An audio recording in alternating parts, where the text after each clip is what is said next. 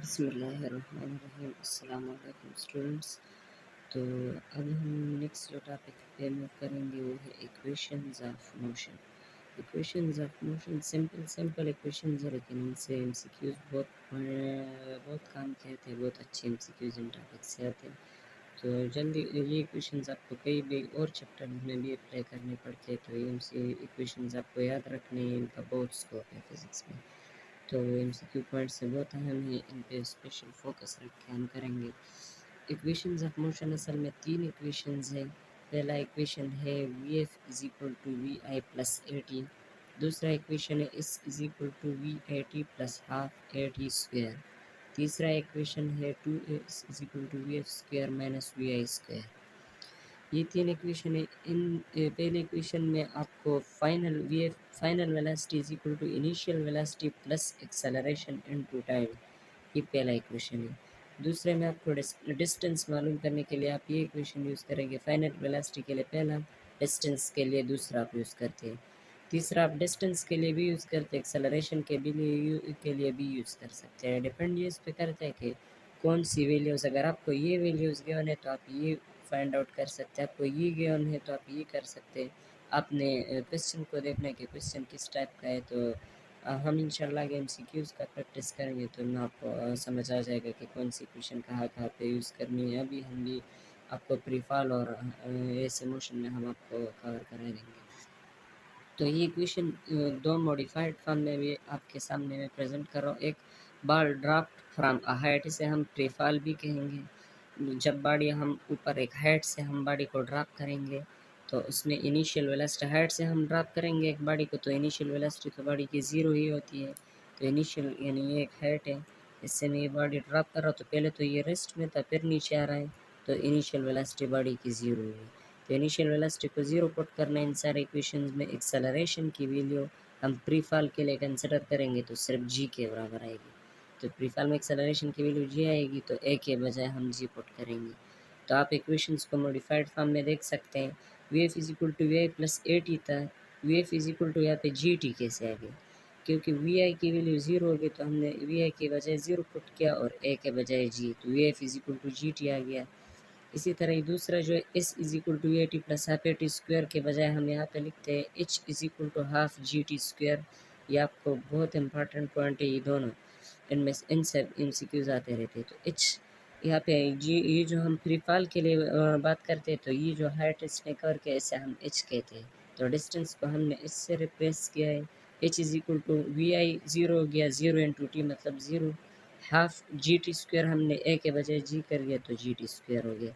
इसी तरह two g h is equal to v h square. Final velocity के लिए की इक्वेशन है टू ए एस के बजाय ए के बजाय मैंने एच जी लिख दिया, एस के बजाय मैंने एच लिख दिया, is equal to v f square. ये हम ये इक्वेशन है, ये आगे हम प्रीफॉल में दोबारा भी डिस्कस कर दूंगा मैं आपके सामने। तो ये हो गया एक ये इक्वेशन है जो बॉल अपवर्ड थ्रोन हो गया। बॉल पहले तो हमने बॉल को ड्रॉप किया था नीचे से ना, ऊपर से ड्रॉप किया, अब नीचे से हमने अपवर्ड एक बॉल को थ्रो किया तो उसके लिए इक्वेशन कैसे होंगे। बॉल को अपवर्ड हम थ्रो करेंगे तो बॉल तो फाइनल पॉइंट पे जाके थोड़ी देर के लिए रुक जाती है, फिर नीचे आती है, तो हम ये फाइनल पॉइंट इसका कंसिडर कर देंगे, ये हाइट वाला पॉइंट।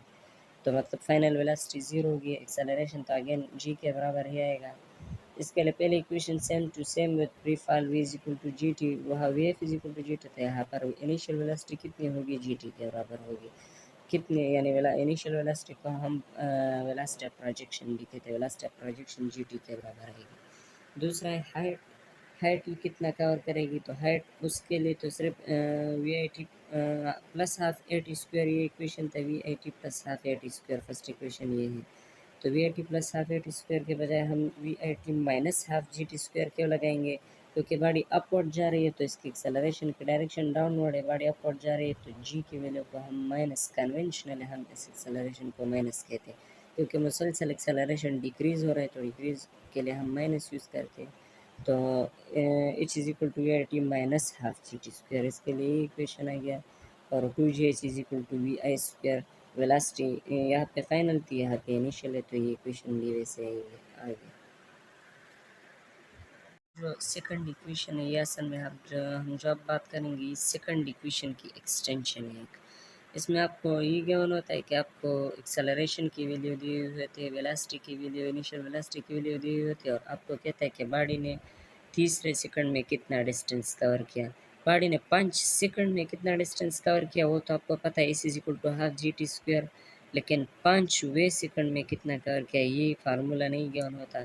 तो ये फार्मूला इसके लिए जो है ये v I plus a divide by 2 into 2n-1 in number of second है आपको 5 आफ्टर 5 सेकंड या in 5 seconds how much distance is covered by a body। तो जितना आपको n is equal to 1 2 3 number of time दिया हुआ है कि कितना टाइम है, n की वैल्यू ये हो गई है। तो आपने ये इक्वेशन अप्लाई करना है। अभी मैं आप आगे इसमें से एग्जांपल करके भी बताऊंगा। दूसरा क्या, अगर एक बॉडी रेस्ट से स्टार्ट कर दे, रेस्ट से बॉडी मूव करना शुरू कर दे तो उसकी डिस्टेंस कितनी हो जाएगी nth सेकंड में, यानी 5वें सेकंड में। 5 सेकंड के बाद नहीं, 5वें सेकंड में। ये ऊपर वाला भी 5वें सेकंड में, दूसरे सेकंड में, तीसरे में, ये ऐसा है। मैं आपको अभी फ़र्क क्लियर कर दूंगा आगे। तो इनके लिए ये जो इनिशियल वेलोसिटी रेस्ट से शुरू करेंगे तो इनिशियल वेलोसिटी 0 हो जाएगी। इनिशियल वेलोसिटी को हमने हटा दिया तो a divide by 2 into 2n-1 हो गया। अब नेक्स्ट है pre fall motion. Pre fall motion में क्या होता है कि ए के बजाय हम जी पुट कर देते हैं, जी पुट करेंगे। अब मोस्ट क्वेश्चन जो आते हैं वो भी प्री फॉल से ही आते हैं, आपने ये फार्मूला असल में फोकस में रखना है। तो जी है, जी की वैल्यू 10 हो गई, जी की वैल्यू 10 हो गई तो एस एन है, एन सेकंड में कितना डिस्टेंस कवर किया बॉडी ने, 5 ए बाई 2 कितना हो गया, 10/2। 10/2 कितना हो गया, 5। 5 इंटू 2n-1 ये 5वें सेकंड में हो गया तो एन इज इक्वल टू 5 हो गया। दूसरे सेकंड में हो गया तो एन इज इक्वल टू 2 हो गया। अब इस टॉपिक पे एक एमसीक्यू जो बहुत फेमस है वो आता है कि the ratio of distance covered by a body pre fall body in first second and third second is. तो प्री फॉल बॉडी है, प्री फॉल बॉडी के लिए हमने ये लास्ट इक्वेशन पढ़ा 5 इंटू 2n-1। ये एक बहुत अच्छा ट्रिक है, अच्छा ये आपका हर कोई नहीं बताएगा, इसको याद करना। 5 इंटू 2n-1 ये इक्वेशन बन गया। पहले सेकंड में 5 into 2 into 1-1 n is equal to 1 है फर्स्ट सेकंड में, तो 1 पुट किया 5 मीटर आ गया। यहाँ पे n के बजाय 2 पुट किया तो 15 मीटर, n के बजाय 3 पुट किया तो इक्वेशन सॉल्व करके 25 मीटर आएगा। तो फर्स्ट सेकंड और थर्ड सेकंड में 5 15 25 हो गया।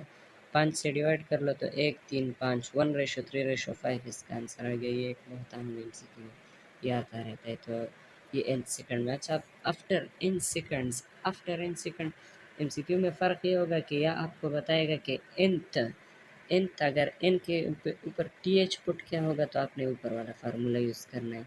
लेकिन यहाँ हो गया कि n 5 सेकंड्स, या हो गया कि इन 10 सेकंड्स, या हो गया आफ्टर 10 सेकंड्स।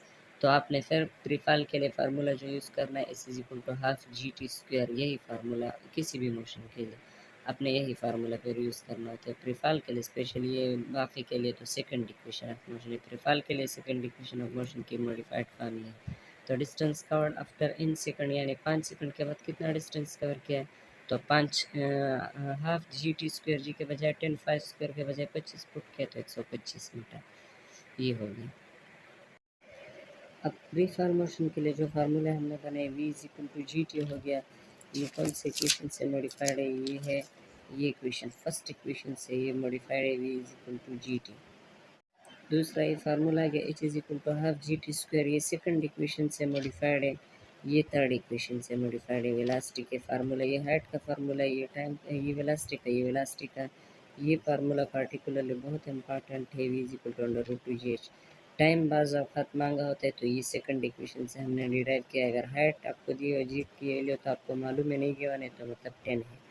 तो आपने टाइम किस तरह से कैलकुलेट करना है उसके लिए इक्वेशन ये है। नेक्स्ट अब हम एक और बहुत इंपॉर्टेंट ग्राफ को देख लेंगे कि एक बॉडी है, उसको हमने अपवर्ड ए से थ्रो किया, वो अपवर्ड जा रही है, पॉइंट ए से थ्रो किया, हाइट पे, मैक्सिमम हाइट पे इसका जो पॉइंट आ गया ये दिया गया। वापस से बॉडी ट्रेवल करके अपनी इनिशियल पोजीशन पे आएगी, सी पॉइंट हम उसको कहलाते हैं। तो इस दौरान बॉडी के जो ग्राफ्स बनेंगे वो कैसे बनेंगे, पहले हम वेलोसिटी टाइम ग्राफ की बात करते हैं। वेलोसिटी टाइम ग्राफ इसका ऐसा होगा कि वेलोसिटी को हम वेक्टर है, वेक्टर को हम एक डायरेक्शन में पॉजिटिव लेते हैं तो दूसरे में नेगेटिव। जब बॉडी अपवर्ड मूव कर रही होती है तो उसकी वेलोसिटी को हम पॉजिटिव कंसिडर कर रहे होते हैं, जब नीचे मूव कर रही है तो वेलोसिटी को हम नेगेटिव कंसिडर कर रहे होते हैं। तो जब अपवर्ड मोशन होगी तो वेलोसिटी ऊपर जाते जाते हुए डिक्रीज़ होती जाएगी, आपको पता है फ्रिक्शन की वजह से डिक्रीज़ होती जाएगी, फाइनल पॉइंट पे जाके वेलोसिटी ज़ीरो हो जाएगी। आप देख लें ऐसे जा रही है तो डिक्रीज़ कर रही है वेलोसिटी, फाइनल पॉइंट पे थोड़ी देर के लिए रुक जाती है तो ये वेलोसिटी ज़ीरो हो गई। फिर टाइम के साथ नेगेटिव वेलोसिटी का मतलब ये है कि वेलोसिटी फिर से इंक्रीज़ होगी, लेकिन डायरेक्शन इसका अपोजिट है, अपोजिट डायरेक्शन के लिए हम नेगेटिव यूज़ करते हैं। तो नेगेटिव एक्सिस में आने का मतलब ये है कि ये वेलोसिटी नेगेटिव है। नेक्स्ट है स्पीड टाइम ग्राफ। स्पीड जो है स्केलर क्वांटिटी है, स्केलर क्वांटिटी कभी नेगेटिव नहीं होती, इसलिए स्पीड में जब हम जाएंगे तो ऊपर जाते हुए बॉडी की वेलोसिटी स्पीड कम होती जाएगी, फाइनल बी पॉइंट पे ज़ीरो हो जाएगी, फिर इंक्रीज़ करते करते सी तक यानी फिर जब सी तक आएगा तो दोबारा स्पीड इंक्रीज़ होगा, तो हम अपवर्ड ग्राफ शो करेंगे। स्पीड के लिए ग्राफ, डिस्प्लेसमेंट के लिए भी आप देख लें कि डिस्प्लेसमेंट पहले इंक्रीज़ होती थी, डिस्प्लेसमेंट तो इंक्रीज़ होती ही जा रही है, पहले इंक्रीज़ हो रही है, बाद में पहले जो इंक्रीज़ है वो जितना ऊपर जा रहा है उतना ज़्यादा डिस्प्लेसमेंट जा रहा है, फिर ये डिस्प्लेसमेंट में चेंज हो वापस कम होता जा रहा है, तो ये पैराबोलिक शेप है ये जो है डिस्प्लेसमेंट के लिए। डिस्प्लेसमेंट का क्लियर करूँ कि डिस्प्लेसमेंट जब ऊपर जा रही है तो डिस्प्लेसमेंट इंक्रीज़ हो रही है, लेकिन जब वापस फाइनल पॉइंट पे आएगी तो डिस्प्लेसमेंट ज़ीरो, क्योंकि ग्राउंड से गई थी ग्राउंड पे ही वापस आ गई, तो डिस्प्लेसमेंट टोटल वापस अपने पॉइंट पे आएगी तो फिर ज़ीरो डिस्प्लेसमेंट, ग्राउंड से ग्राउंड तक ज़ीरो डिस्प्लेसमेंट होता है, तो इंक्रीज़ होती जाएगी, जब हाइट पे पहुँच जाएगी मैक्सिमम हाइट पे तो डिस्प्लेसमेंट मैक्सिमम है बी पॉइंट पे, आप देख सकते हैं बी से वापस आते हुए कम होगी ग्राउंड तक वापस जितना आएगी डिस्प्लेसमेंट ज़ीरो, क्योंकि फाइनल और इनिशियल पॉइंट्स के दरमियान फ़र्क को डिस्प्लेसमेंट कहते हैं, तो ये कंटिन्यूसली डिक्रीज इसलिए हो रहा है बी पॉइंट से सी तक। नेक्स्ट डिस्टेंस है, डिस्टेंस में तो जितना बॉडी ऊपर जाएगी तो डिस्टेंस ज़्यादा होती जाएगी, डिस्टेंस ज़्यादा हो रहा है, लेकिन जब फाइनल पॉइंट पे बॉडी आप आके थोड़ी देर के लिए रुक गई तो डिस्टेंस आप देख रहे हैं कि थोड़ी सी टाइम, बहुत थोड़ी टाइम है, लेकिन इसके लिए डिस्टेंस नहीं इंक्रीज़ हो रहा है, डिक्रीज़ भी नहीं हो रहा है, इंक्रीज़ भी नहीं हो रहा है, थोड़ी देर के लिए रुक जाती है बॉडी, फिर बॉडी वापस डाउनवर्ड मोशन करना शुरू कर देती है, डिस्प्लेसमेंट फिर भी इंक्रीज़ हो रही है, डिस्टेंस फिर भी इंक्रीज़ हो रहा है, हालांकि डिस्प्लेसमेंट होता है तो डिक्रीज़ होता है, लेकिन डिस्टेंस तो जितना बॉडी ने फासला कवर किया होता है उससे कहते हैं, तो नीचे आएगी या ऊपर जाएगी, डिस्टेंस तो इंक्रीज़ ही होगी। अगर ऐसे ही बॉडी को अपवर्ड थ्रो किया फिर वो नीचे आ रही है, चाहे जो भी हो, इस टाइम एक्सेलरेशन जो है वो कांस्टेंट रहेगी, एक्सेलरेशन इक्वल टू जी होती है, आपको पता है एक्सेलरेशन कांस्टेंट रहेगी, तो टाइम बदल रहा है पॉइंट ए पे बी पे सी पे सारे पॉइंट्स पे एक्सेलरेशन कांस्टेंट, एक्सेलरेशन की वैल्यू नहीं बदल रही है, तो ये अहम ग्राफ से इनको नोट कर लें। नेक्स्ट हम एमसीक्यूज़ के लिए दो बहुत इंपॉर्टेंट पॉइंट्स है जो कहीं भी एमसीक्यूज़ में आपको मिल सकते हैं, उनको हम डिस्कस करेंगे। पहला पॉइंट ये कि जब दो बॉडी से आपने दोनों को थ्रो किया, एक बॉडी को सेम हाइट से दोनों बॉडीज़ को थ्रो किया, सेम हाइट से थ्रो किया, एक बॉडी को वर्टिकली अपवर्ड थ्रो किया विद स्पीड वी, दूसरे को उसी ही स्पीड वी से वर्टिकली डाउन थ्रो किया, तो इनसे इनसे एमसीक्यूज़ ये बनते हैं कि दोनों ग्राउंड पे किस टाइम पहुंचेगी, किस स्पीड किसकी ज़्यादा होगी और टाइम कौन ज़्यादा लेगा, तो याद रखें अगर सेम हाइट हो तो जो भी हो स्पीड दोनों की सेम होगी। ये आप देख लें ये एक हाइट है, इससे मैंने बॉडी बी है उसको वर्टिकली अप थ्रो किया, वो नीचे यहाँ तक आएगी ऐसे, और ए है वो बॉडी सीधा मैंने नीचे थ्रो किया तो ये ऐसे आएगी। स्पीड कैसे कांस्टेंट रहेगी, देखिए आप बॉडी भी जो है ये ऊपर जाते हैं उसकी स्पीड कम होगी यहाँ ज़ीरो हो जाएगी, तो फिर यहाँ से इंक्रीज़ करते करते वापस इसी पॉइंट पे आएगी, तो सेम ये जो जितना स्पीड मैंने स्टार्ट में दिया था उतनी स्पीड ये पॉइंट पे हो गई, नीचे आते हुए इसकी स्पीड फिर उसी तरह हो जाएगी जिसी तरह इसकी है, तो स्पीड दोनों की सेम रहेगी। Ratio of speed of first body to second body, जब पॉइंट ऑफ इम्पैक्ट पे जो स्पीड है वो दोनों सेम रहेंगे, इन दोनों की फाइनल स्पीड सेम रहेगी, इनिशियल स्पीड तो ऑलरेडी सेम है तो फाइनल भी सेम रहेगी, टाइम में फ़र्क होगा।